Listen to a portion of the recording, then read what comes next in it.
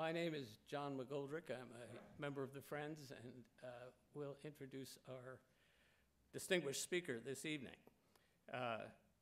He is Father Columba Stewart, the 2016-2017 George William Cottrell Jr. member in the School of Historical Studies here at the Institute. Dr. Stewart is a Benedictine monk, primarily at St. John's Abbey in Collegeville, Minnesota. He has spent more than a decade traveling to many of the world's most dangerous regions to find and preserve manuscripts, many of them centuries old. With the rise of ISIS, this work has become more urgent than ever. Working with Christian and Muslim communities in hotspots such as Iraq and Iran and Syria, he has trained local teams to photograph centuries-old books with the help of the nonprofit organization he directs, the Hill Museum and Manuscript Library, which itself is dedicated to preserving endangered manuscripts on microfilm and in digital format.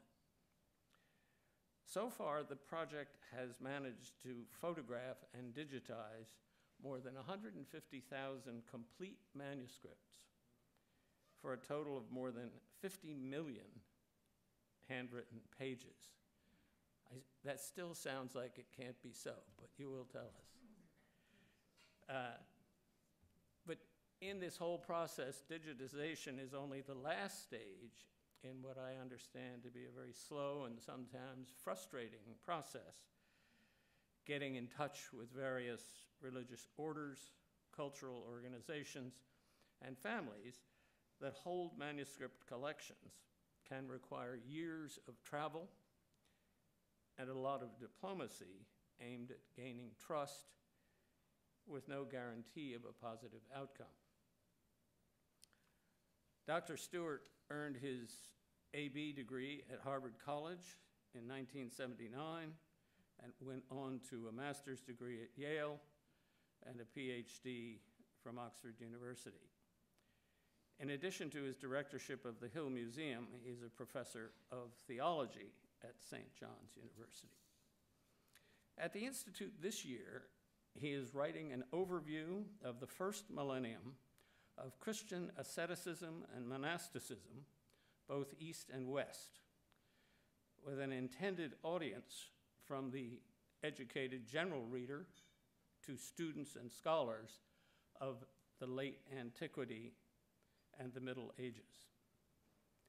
We're delighted that Dr. Stewart is here at the Institute for this year, and we are also pleased to have Institute friend Annette Merle-Smith, who is somewhere here. There she is. She's here with us this evening. Her generosity endowed the George William Cottrell Jr. membership, which is held by Father Stewart. There will be a period for questions following his talk. For now, please join me in welcoming Father Columba Stewart.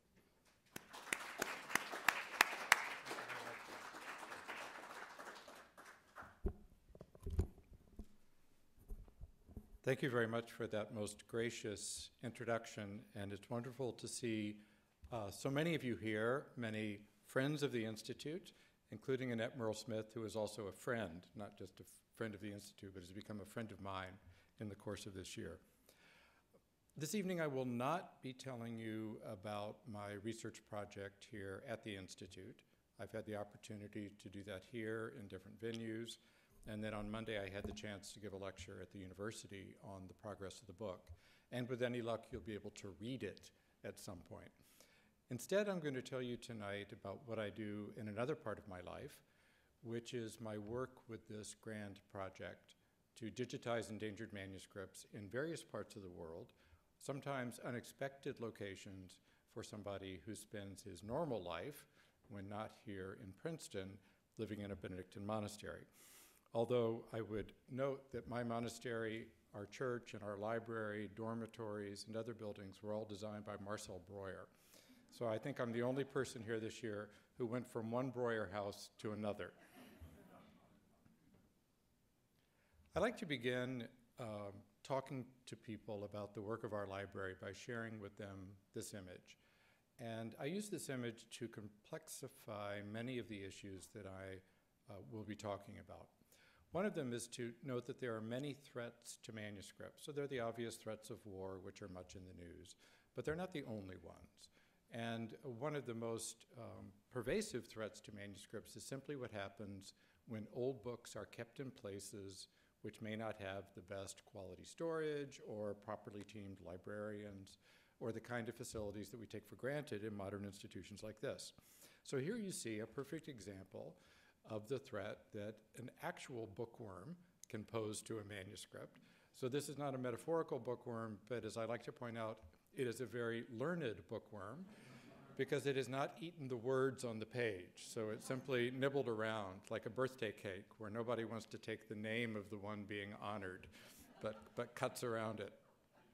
The other reason I like to show this manuscript is it's in Arabic, and when one sees a manuscript in Arabic, there's an immediate assumption. So what's that assumption? That it may be a Quran, that it's an Islamic manuscript. And in fact, those of you who know Arabic and take a look at this image will recognize that in fact it is a Christian Arabic manuscript. And if you know something about liturgy, you'll realize it's a Byzantine Rite Orthodox horologion, which is like a book of hours for use in the church. In the Byzantine Rite of the Greek Orthodox Church, the Byzantine Rite of Constantinople, which has been very much a part of the life of communities in the Middle East for many centuries as one of many such liturgical traditions. So when we work in places like the Middle East, we are often working with cultures that people have very little awareness of, and the same could be said of many of the other places where we've worked, which I'll be telling you about this evening. So when you have a threat to a manuscript, whether it's the bookworm like this, or whether it's the more dramatic threats that are posed by war or immigration or the disappearance of ancient communities, all of which I'll be speaking about this evening, what do? So a traditional response might be to call in a monk. So here's what you think Benedictine monks maybe still do, but certainly what we and other such traditional religious people, whether Christian or Muslim or other, have done over the centuries, which is copy texts. So if you want a copy of it, you make a copy of it. And this is something which was done, of course, in the Western world well past the invention of printing, although much less of it now than there used to be, even to the point that we often don't write out grocery lists anymore by hand, but have other ways of doing it. But in other parts of the world, manuscripts are actually still written by hand, and I'll be referring to some of those locations as we go. So we have this traditional sense that Benedictine monks copy manuscripts, and although we don't in fact do this, I spend a lot of time hunched over a desk, but it's not copying out something by hand anymore. It's working on a laptop or working on a translation or something. But it still is in our DNA. So in 1965, my predecessor, Father Oliver Kapsner, conceived the idea of going around Austria to Benedictine monasteries to microfilm their manuscripts. So many of you in the room this evening are of a certain age, so you can remember the 1960s, and you can remember that it was the Cold War, and there was really grave concern that there could actually be a World War III, and it would be a nuclear war, and the consequence of that, of course, would be massive destruction on a scale unprecedented even after World War I and World War II.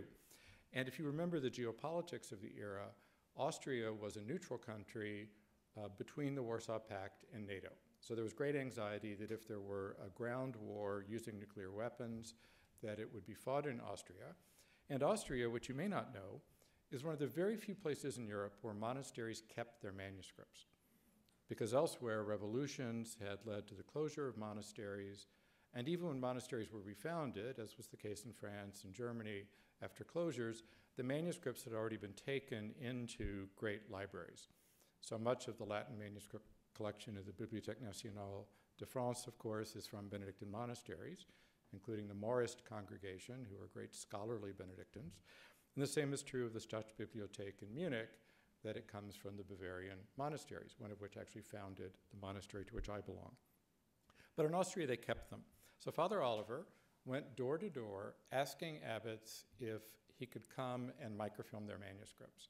So he was American, which was the first problem, although his German was quite good because he grew up in one of these German farm families in Minnesota. But microfilm sounded to them exotic and dangerous. Finally, after 10 rejections, somebody agreed, and the result was the project. So here they are with stacks of medieval manuscripts sitting on the floor. We've kind of upgraded our workflow since then. And the great Recordac microfilm camera, and then Oliver in the back surely posing with a reel of microfilm. And they did an extraordinary work moving through all of these religious houses in Austria, then into Germany, Portugal, Spain, a lot of work in Malta with both manuscripts and archival documents, a pioneering project in Ethiopia in the 1970s and 80s, and accumulated 93,000 microfilm manuscripts on reels of film that sit in a couple of different locations, but was an amazing accomplishment that could only have been begun by a stubborn German like Oliver, who refused to give up until somebody said yes. So the basic plot of going to a place, finding manuscripts, working with a community until they agree to allow us to photograph them is still the way that we do it. The changes now are that we use digital photography since 2003. So it's color, it's high resolution. And we also have moved to a method of working with communities whereby instead of coming in with a team to do the microfilming work or now the digitizing, we instead train local people. So here we are in Istanbul. Walid Murad in the middle is a Maronite from Beirut, Maronite Catholic from Beirut. He works for us full-time running a number of our projects. And he's training these 3 young Armenians in Istanbul who are learning how to digitize the only Armenian manuscripts in Turkey which remained in church hands. So all of the others destroyed, disappeared, or taken to Yerevan in the Republic of Armenia. So here you have these 3 guys, and the one on the left, who I thought was the most dim-witted and distracted of the 3, turned out to be the one who did the work for several years and was really just terrific. He just presented a little flaky. So now we're going to go on a tour, and I'm going to take you to some of the places where we work and some of the places that I'm often traveling to, although obviously much less so this year. We're going to begin in Mesopotamia, which has gone from being a region of great interest, perhaps merely to historians, sort of the people who live there, to an area of tremendous geopolitical significance. And I illustrate it by showing you this map, which describes the area as it was in the latter part of the 4th century. After a firm border had been established between the Roman Empire to the west and the Persian Empire to the east, and the map itself provides the names of the locations in the form in which they're known to historians, and I've added the names by which they go past today. So places like Aleppo, very much in the news the past year with the extremely destructive so-called liberation of Aleppo. Urfa in southeast Turkey, now kind of sleepy, but at one time the most important center of Syriac Christianity, about which we'll hear more. Diyarbakir, ancient Amida. Every story you read in the news about Kurdish trouble in Turkey, the dateline is Diyarbakir. So it's a very complex and troubled city right now. Mardin on the border we'll visit in just a moment, now on the Turkish-Syrian border. Mosul, very much in the news right now with the Battle of Mosul. And then Erbil now, or Arbela as it was, now the capital of the Kurdish regional government in Iraq. So these are places that are now in the news every day, and these are all places where we have worked. So let's go to Mesopotamia. Someone asked me the other day, what's my favorite place I've ever been to? And I commented that I'm a plains and sea person. I don't mind mountains in the distance, but I'm not really a mountain person. And so this is the sort of landscape that I find ravishing. So this is looking into Mesopotamia from the town of Mardin. And that vast Great Plain, which now is divided between Turkey, Syria, Iraq, but of course in late antiquity was a highly contested region between the Roman and Persian empires. In that little bit of northern Mesopotamia, there's the town of Mardin, which is a natural citadel, as you can see. So it's always been strategic because it rises from that great Mesopotamian plain we were just looking at. And up at the top, you can see that natural sort of rocky fortress, which has ancient ruins as well as a NATO radar station. So still strategic. Once strategic, always strategic. This is a town of about 75,000 people, which until 1923 was perhaps 35, 40% Christian. And it had everybody, every type of Christian you can imagine and have heard of, and lots of ones that you haven't. But as a result of the various massacres, which began in the late 19th century, the famous 1915 Armenian genocide, then a sort of follow-on of persecutions in the 1920s, which targeted particularly Syriac or Aramaic Christians. The result is that in this once flourishing Christian center, there's now one open church and probably about 100 Christians. And the population has also been augmented recently by a large influx of Kurds. So in Turkey, of course, this is a very neuralgic issue, a strong growing Kurdish population, which is destabilizing lots of things in this part of Turkey.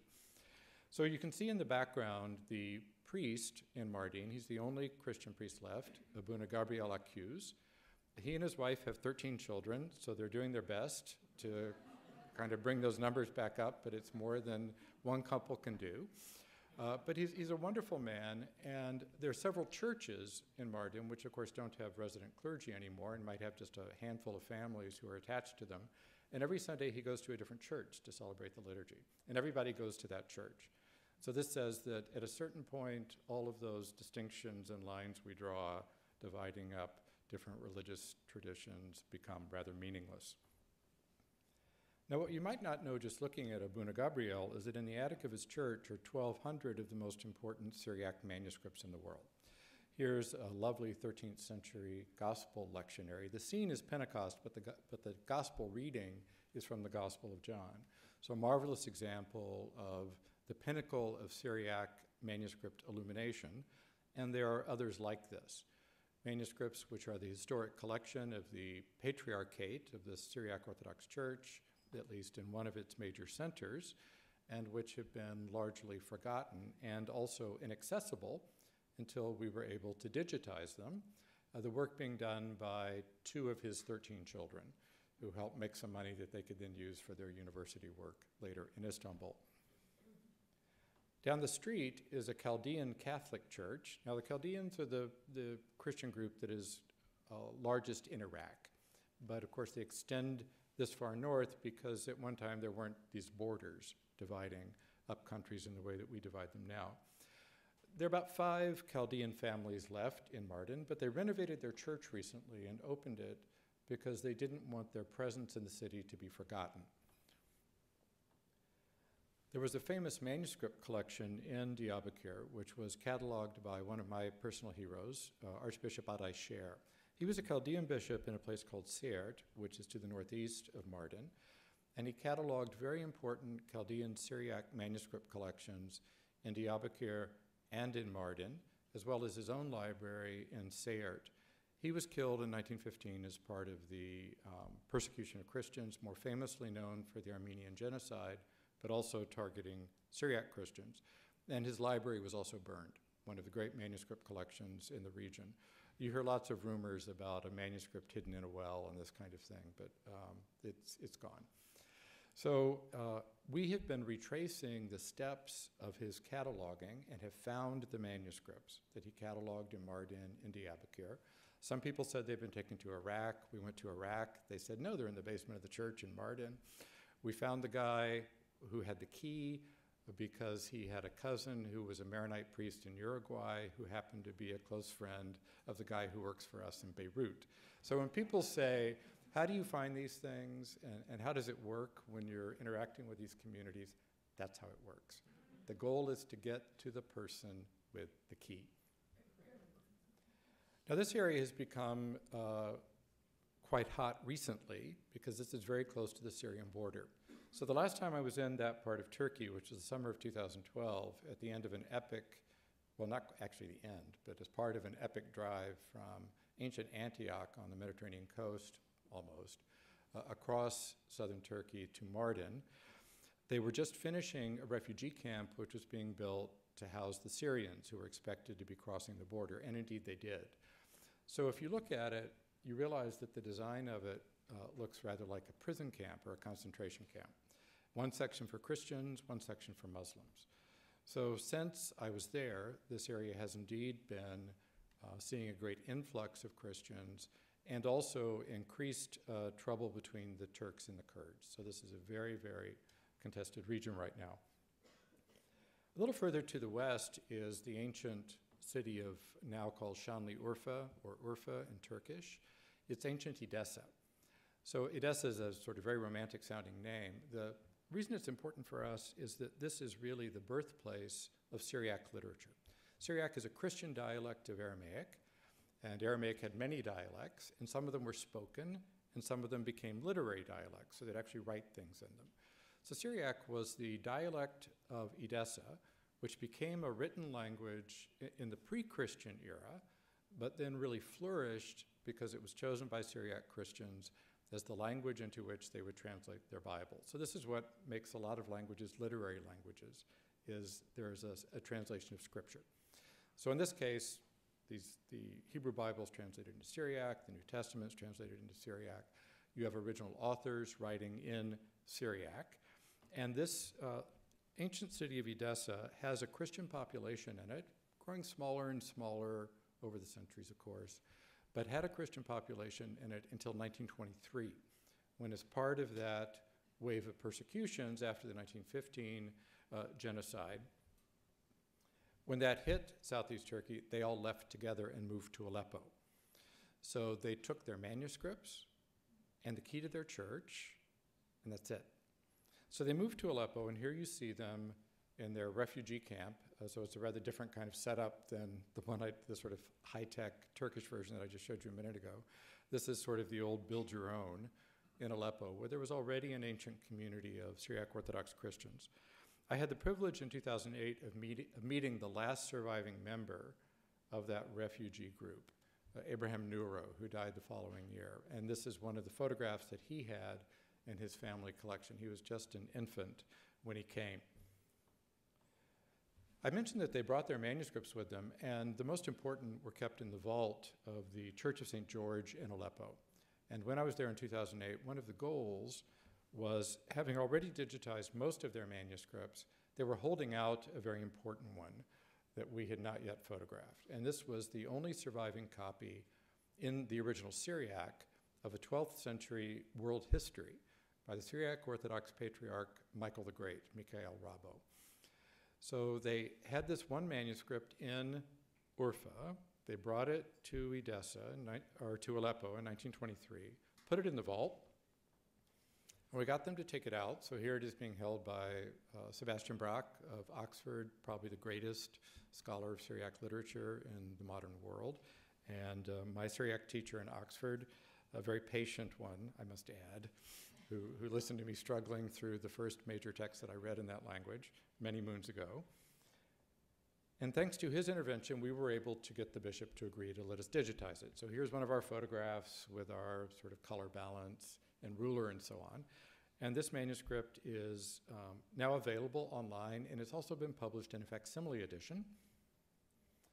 And here we are in 2010, I think it was, presenting the printed facsimile of the manuscript to the bishop, who had become a very good friend, and I'm traveling there with a group of our donors who had been with me in the 100-degree heat of southeast Turkey, and then a kind of death march through northern Syria. But a good time was had by all. Now, of course, this is 2010, and we know what happened in 2011, which was the beginning of the uprising in Syria. And lovely Aleppo, one of my favorite places in the world, has been largely, it's been very damaged in its monuments, and parts of it largely destroyed. This is the famous Umayyad Mosque of Aleppo, not as grand and glorious as the one in Damascus, but a gem of Islamic architecture, which was destroyed. The medieval minaret is that pile of rubble on the right. So a place that one would go to and stroll around and enjoy the peace and tranquility, always very hospitable, even to non-Muslims, now like this. And then in 2013, my friend Mar Gregorios Yohanna Ibrahim, the Syriac Orthodox bishop, and his Greek Orthodox colleague, Metropolitan Paul Arboulos Yazigi, were kidnapped. April of 2013, almost 4 years ago, never heard from again. So ancient communities which have seen persecution, have seen destruction within living memory, now a repeated cycle that they're undergoing. And as is almost always the case, they're caught in between. So that Chronicle of Michael the Great, for example, written by a Middle Eastern Christian, tells the story of what happened in the 11th and 12th century when the Crusaders showed up. And this was not good news for local Christians, because who takes the heat when the foreigners arrive to liberate the holy places? The local Christians, of course, are the ones who get punished. So on that happy note, we'll go to Iraq. So here is photographic proof that I am, in fact, a Benedictine monk. So standing in my black Benedictine habit, looking over the plain of Nineveh in northern Iraq with my very dear friend and colleague, Father Najib Mikhail, who is a Dominican. He's Iraqi, but he's a member of the Roman Catholic Dominican order. And he's a member of the Priory of Mosul, which was established in 1750 by initially Italian missionaries who came to convert Orthodox to Catholicism and then kind of gave up on that and became ethnographers and scholars and did some really pioneering work on languages and sort of local customs and so on. So Father Najib had been working for a few years on his own on a shoestring, trying to photograph Iraqi heritage because they'd had the 1992 or the 1990 Gulf War, and then they knew that trouble was coming again, so he was doing what he could. We tried to make contact for many years after the 2003 American-led invasion. 2009, I was finally able to go, and I've been back almost every year since. I'll be going actually in May for a few days. And we've partnered with him to photograph Christian manuscripts in the Nineveh Triangle. And by that, I mean this region. So we're in northern Iraq running right up to the Turkish border. And so it's bounded on one side by the Tigris River into the city of Mosul.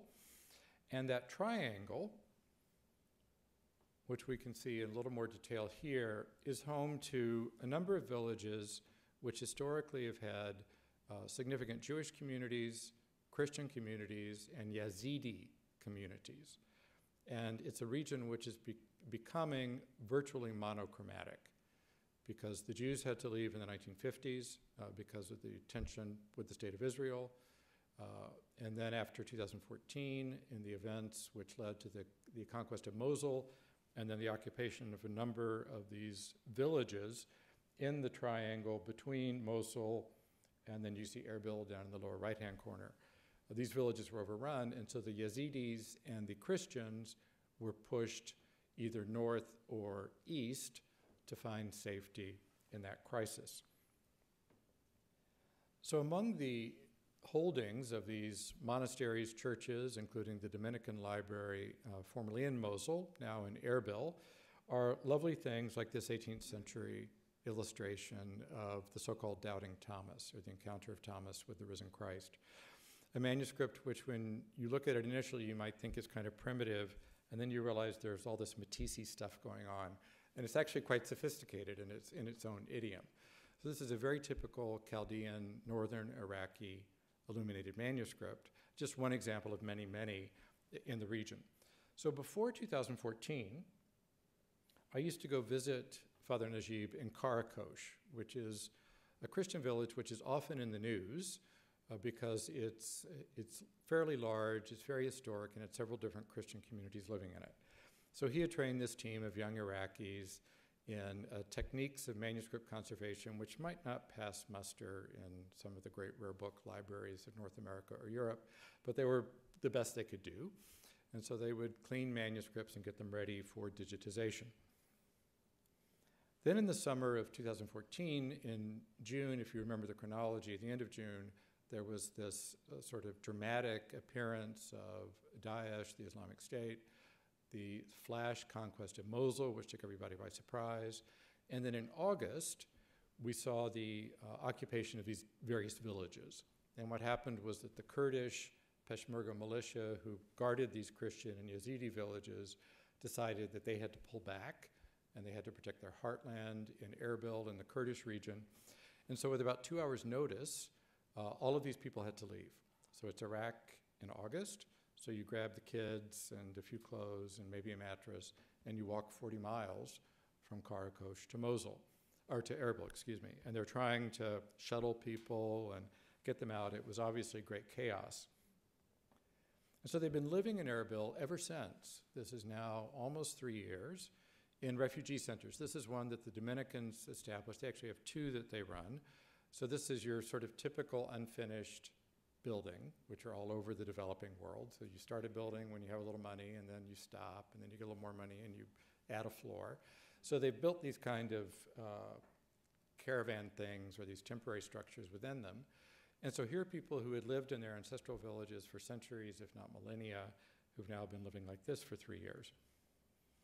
Mostly Christians in that particular refugee center, but also a number of Yazidis. So here's this grandmother I met, who's obviously a rather extraordinary person. She's a bit of a coquette, so kind of a little flirtatious. And she's very upset that she didn't know we were coming because she would have done more, she said, to prepare. But we thought she was fabulous and gorgeous, just as she was. And she was telling us about what life was like in the old village as a Yazidi, living close to Christians, and the kind of on-the-ground, some people might dismiss it as syncretism, but there might be more polite ways of talking about the fact that if you were a Yazidi and you were having trouble with a pregnancy or you weren't able to conceive, of course you went to the Christian church and you went to the icon of the Virgin Mary and you prayed there. So this is the sort of practical religious commerce, which was very much a part of this culture, people speaking similar dialects and so on, which is now over since 2014. So since then, there's been a lot of destruction. In Iraq, there was the demolition of the monastery of Mar Behnam, which is near Mosul, a Syrian Catholic monastery. This is the shrine of the martyr Mar Behnam and his sister Mort Sarah. So these were blown up. And we wondered about the manuscripts, because we'd actually, with Father Najib, digitized them. And we heard rumors that they had buried them. Now, this always makes you nervous, because burying manuscripts is not a good thing to do. But it turns out they'd made a secret chamber with a false wall. And in December, just before Christmas this past year, we had the good news with a series of photos on Facebook of the opening up the wall, because this area had been then reconquered by the Iraqi army and the Kurds and others. And they pulled out the manuscripts. So this is very exciting and a kind of rare little bit of good news. Because when the recapture of the old city of Mosul is finished over these next weeks, if indeed it's finished, it's going to be a very, very difficult battle. We don't know what we're going to find, because most of the manuscripts that were digitized in Mosul were digitized in churches in that old city, and the people had a half hour at most to leave at the time of the June 2014 takeover. So one of the things that Father Najib's team has been working on is manuscripts from Baghdad. And this is the perfect example of why you don't bury manuscripts if you live in a city which is next to a river, as indeed Mosul is also, because of the damp. So very important, handsome, in this case, this sort of illuminated gospel book written in gold, severely damaged by being stored in damp conditions for about 7 years. They put them there in 2003 because they thought the Americans were coming, which was true. And then they didn't feel safe in bringing them out because of all of the sectarian trouble that was happening in Baghdad until fairly recently. And among them are poignant reminders that the most important manuscripts that Adai Sher cataloged in Diyarbakir and Mardin back in the late 19th and early 20th century have been taken to the Patriarchate. And so here's the number from when it was still in Diyarbakir. The manuscript itself is now lost. So we've been doing work in other locations, so I'm going to do this sort of quick, maybe a little more cheerful part of the travelogue, and then tell you about access. We've been busy in Jerusalem since about 2011, and all of the libraries we've worked with in Jerusalem are in and around the Haram al-Sharif, or the Temple Mount. And of course, although in one sense it's peaceful now. This is one of the most contested pieces of religious geography on the planet. And as one learns being in Jerusalem for any period of time, as I have done on a number of occasions, basically everybody's crazy. So you never know what's going to happen, and it could come from anywhere. So there could be a bomb, there could be a fire, there could be a riot. You simply don't know. So we began working with Syriac Orthodox Library, which has some very important manuscripts, including a 7th century copy of a text that I worked on for my doctoral dissertations. But we soon had an invitation from a member of one of the ancient Muslim families of Jerusalem to extend our project to their collection. So we talked about it at the library and with our board of overseers, and we decided why not. We had traditionally focused mostly on Christian manuscripts, but these people had lived together for centuries. Their libraries were within 100 yards of each other, and it would make sense to do a more comprehensive digitization of local manuscript culture, because you might find therein some interesting things about how these communities interacted, culturally, polemically, whatever. So we did. And the first one was a library which is located right next to one of the gates to that platform, which has the Dome of the Rock and the Al-Aqsa Mosque. So just before you go through that gate, which in fact most of you can't do because only Muslims can enter through this side entrance, there's a door into a house, and that house has a library, the Al-Budayri family library. And this is the view from the studio where the manuscripts were digitized. So it's $1 million view that you're never going to get, even if you have $1 million. So this is the proximity to this highly contested area. And we worked with Shaima Budayri, so here's Shaima on the right, who ended up directing projects in 4 different Muslim family libraries in Jerusalem. So representing mostly Sunni families, which had sort of learned figures, philosophers, theologians, and so on, but also a very interesting small Sufi collection. That's a very small community in Jerusalem, but there is one. And so we were able to get there thanks to Shaima, who's kind of our secret weapon, because she knows everybody. She lives in the old city. She's a member of one of these old families. And so she's been terrific. I mentioned earlier that we had worked in Ethiopia in the microfilm era, and we've done a few projects going back to Ethiopia and have an increasingly large presence, actually, in Africa with both Christian and Islamic manuscripts. So we had a campaign in 2013 to digitize the famous Abba Garima Gospel. Some of you have heard of these, which is perhaps the oldest Ethiopian manuscripts in existence. It's complicated in the scholarly discussion. But I spent actually my Easter doing this that year with appropriate dispensations. So this is a case where we actually brought people to do the work, but working with the abbot, you can see in the lower left-hand corner, and a representative of the Patriarchate in Addis Ababa, under the watchful care of the monastery guard. We still don't know if that was loaded, but it didn't make us feel less nervous, let me put it that way. But the result was digitizing this extraordinary manuscript, which has been carbon dated to the 5th or 6th century and has extraordinary art, which testifies to cultural contacts with other Christian regions, but also to what is obviously a flourishing local artistic tradition, because you can see things like the leopard print on the chair. So there's clearly a kind of African sensibility, as well as influence perhaps from Syriac Christianity. Our largest current project actually is also in Africa, and it's with the manuscripts of Timbuktu. So we've been working in Mali since 2013 was my first visit, and some of you may have followed the political situation there. So you have another one of these artificial post-colonial constructions of a country. And the basic plot in Mali is that the north, which is mostly desert, is very difficult to secure, and has a number of ethnic groups sort of vying for autonomy and independence and so on, and also is an area where there have been various sorts of Islamist factions that have been active, working against the government of Mali, which is seen as a kind of stooge of the French formal colonial power. So you see Bamako down in the south, which is the capital. You see the famous desert city of Timbuktu up there. And the northern part is the area which was largely under control of various forces in 2012. And Timbuktu is famous for not only its sort of fabled history as being far away, but at one time was a capital of a great Malian kingdom and was famous for its circles of learning. And so madrasas, scholars, so manuscript books, as well as archival material, which documented the trade in salt, slaves, and gold, which is basically what made the economy run. And then the River Niger, which is not actually on this map, providing a connection with much of the country. So initial rumors were that the libraries had been burned with the arrival of these various forces kind of out of the desert. And then it turned out that, in fact, most of them had been evacuated because somebody local, kind of like Father Najib back in Iraq, somebody local just had a sense that something was going to happen.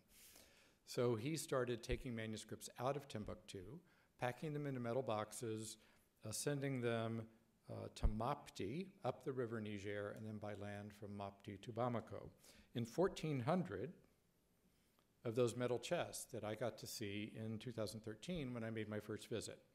So there have been a number of projects working with these manuscripts to conserve them, to catalog them, to document them.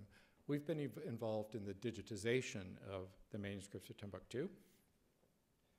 So I was there just before Christmas, so those boxes are being unpacked, they're being sorted, things are being prepared for digitization.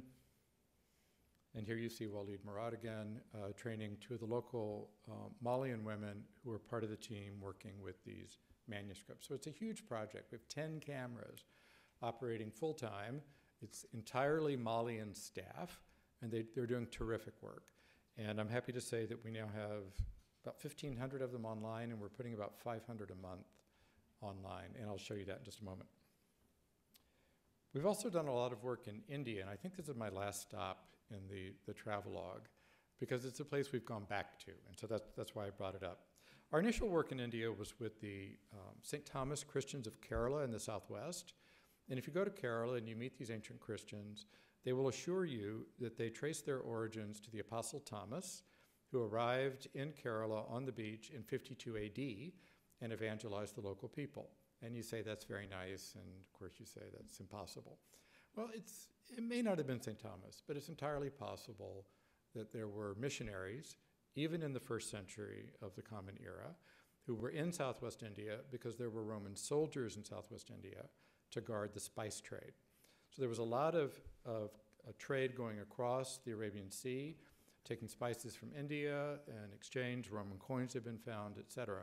So Christianity there is probably very old, just as there was an old Jewish community, lots of interesting religious heritage there.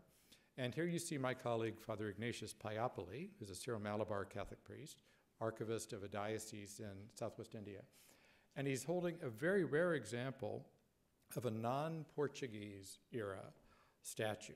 So the Portuguese arrived as a colonial power around 1500, and they basically destroyed all of the earlier Indian Christian cultural heritage as an effort to make everybody a Portuguese Roman Catholic. Now, fortunately, this didn't work, but a lot of damage was done. But this is a rare case of a kind of indigenous representation of Christ, and of course, at first you might not think it's Christ, because you have Christ sort of appearing in the form of the Buddha. So they're little remnants of this truly Indian Christianity. The challenge working there is that most of their history is written on palm leaves. So they don't have a lot of vellum and parchment. It's not a local thing. You don't kill animals and use their skin to write on. They don't make paper, but they have a lot of palm trees. So they would take palm leaves and they would dry them, and then they would use a stylus and they would write on them. And so this is where you find the history of all these communities. So Hindus did this, Muslims did this, Christians did this. So you got to clean them up, and then you have to figure out how to take a picture of a palm leaf, because it's this long, skinny thing. So we've done it. So we worked with Father Ignatius and a number of Christian communities throughout Kerala to photograph manuscript books in Syriac and Malayalam, because they continued to use Syriac until very, very recently, and Malayalam, the local language, and then, of course, their historical records on the palm leaves. And at one point, we had a sort of wonderful scene where we had a Christian, a Muslim, and a Hindu working together on the project. So this kind of thing is possible in Kerala, which is uniquely accepting of different communities. India, of course, now is becoming more polarized. There's a Hindu nationalist government. It's becoming a very difficult place for other communities. So this was a little moment that I treasure. So our newest project is in the north in Lucknow at the library of the Raja of Mahmudabad. And this actually is like as of last week. And this is a collection largely of Persian manuscripts, some in Urdu and Arabic. And it's one of these remnants of these fabled Muslim families across India. And a reminder also that even today, I think India is 20% Muslim. And so there are lots of these historic libraries with very important manuscripts which have been very little studied. So digitizing them makes them available. So to sum up where we're working, and then we'll head just a couple words on how you can look at them. This is basically my travel program in a normal year, is sort of moving between these various beauty spots. And actually I love them all. And I've built good friendships in all of these places. So that's where we're at. And we're still working with a number of Christian collections. We're working with a number of Islamic collections. And the reason we're not doing Hebrew things is they've all been done. So there was a groundbreaking project sponsored by what is now the National Library of Israel, which has photographed every known Hebrew manuscript in the world. So they're done. And they're putting those online. So we're working on Christian and Muslim manuscripts, and then my successor can move into East Asia. So there are challenges. So I have my signs I use to illustrate this. We're doing a very good project in Ukraine now. We had worked there for a while, then we stopped. Now we're starting again. And this is a Ukrainian road sign, which kind of captures. And what you can't tell from this road sign is you can't go straight ahead either. So the inevitable question is, why didn't you tell me at the last intersection? So sometimes you back up and you find another way. And then my favorite ever airport sign, and I know there's at least one person in this room who's going to recognize where this is. It can sometimes be a hard landing when you come to some of these places and get on the ground and find out, gee, we barely made it, and now what? So it's a bit of an adventure. Does somebody recognize where this is? This is Beirut. So what do we do with all these things? And here's my last lap. So copies of everything remain with the owners. Obviously, it's their manuscripts, it's their photographs. They get the commercial rights, they get publication rights. By contract, we're allowed to make them available to scholars. So a copy of everything comes home to Minnesota.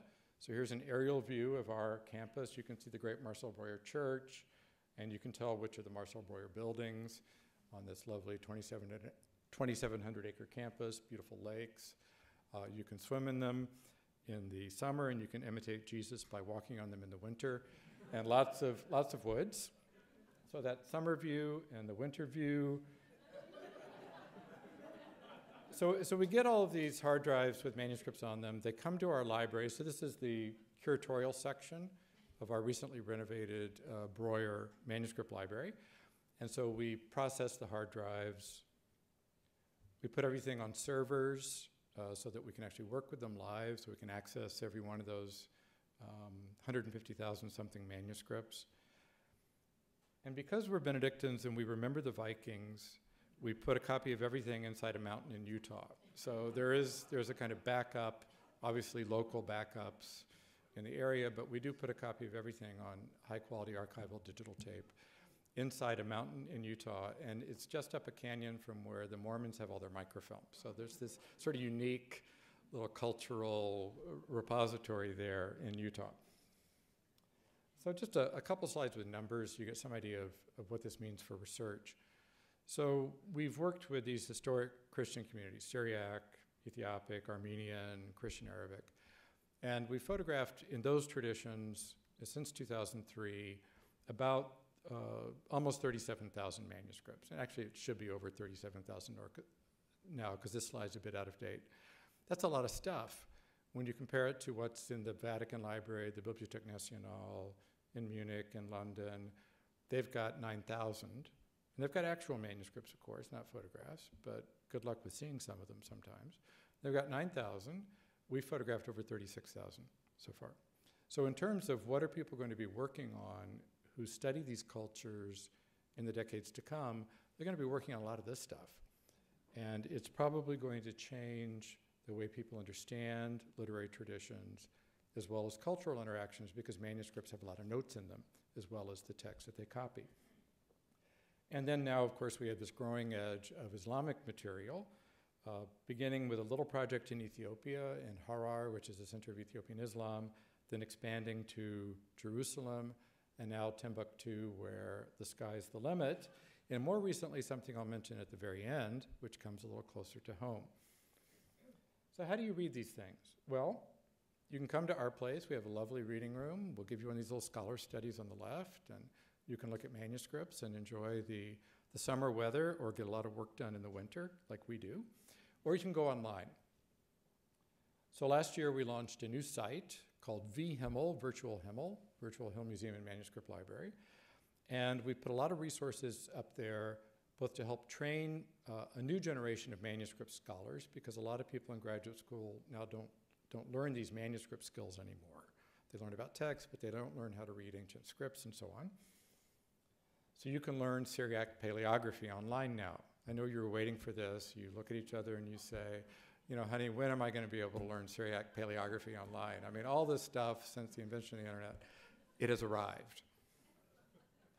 But even more exciting is the fact that these manuscripts we've digitized in various places. So here's a manuscript that came out of that hole at the monastery of Marbenam just before Christmas. It was already online in our online reading room. So we are making all of this stuff accessible.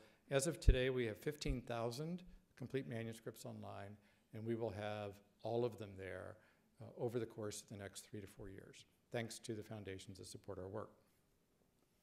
I want to highlight just 2 things about this online reading room. One of them is we're not waiting till everything's cataloged to put it up, because that would be decades longer. We're putting things up as quickly as we can with very minimal description so that we make them available. And we invite the users to contribute, if they will, corrections to what we've put up or to tell us what they see. Because our description may be wrong, it may have been hasty, it may have been done in the field. So we're really trying to not exactly crowdsource, what we call kind of huddle source, you know, the 6 people who actually know what this thing is and see what they can contribute. But another component of our cataloging tool, which is sort of under the hood and we see it, is to indicate what's happened to the manuscript. So if we know something's been destroyed, we can put that in the record. If we know it's been moved, we can put that in the record. And if it's been stolen, we can put that in the record, because things happen. For example, this is a manuscript that we microfilmed in Ethiopia in the 1970s. It is not in Ethiopia anymore.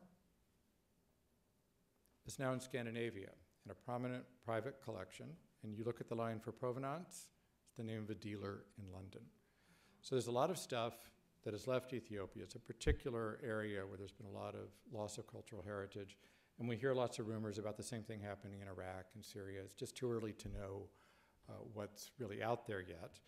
So in a sense, although our purpose is not to create a registry of looted cultural heritage, in effect, the new catalog can at least be part of that worldwide effort to track and document. And this is very much a timely topic. So our mission has gone from being kind of esoteric and the sort of thing that monks do to being like, wow, right in the news, because people are aware of the devastation that's being left behind in these conflicts. So I'm very happy to report that as a result of my being here, thanks to the generosity of friends, and one friend in particular, we're now partnering with the Institute on a great project led by Professor Sabine Schmidtke on the Zaidi manuscript tradition, which is a particular Shia manuscript tradition, largely with libraries in Yemen, but also very important collections in Iran. And they're using our VHimmel reading room as the online repository for these very important manuscripts. So many collections which are totally inaccessible, as well as generous partnerships with Vienna and Munich and Yale and Princeton and other major libraries that have manuscripts to allow us to put digital images of those materials online in the reading room. We have a similar arrangement with the Library of Congress for their Persian manuscript collection. So I think one of the things that we'll be doing more of, in addition to our work in the field, is partnering with projects or institutions that have access to important resources, have scholarly expertise, but don't see any point in building their own online platform. Because believe me, if you don't have to do it, you don't want to do it. Like all digital projects, it takes at least twice as long and costs at least 3 times as much as you think it will.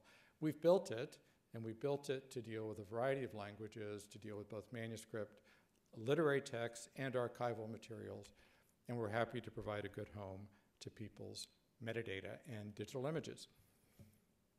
So finally, if you want to find out more, visit us online. We have our basic website for the library, hmml.org, and then the online reading room, and then tools for learning how to use manuscripts at vhimmel.org. And with that, I'm done with my formal remarks, but I think we have a few minutes for questions.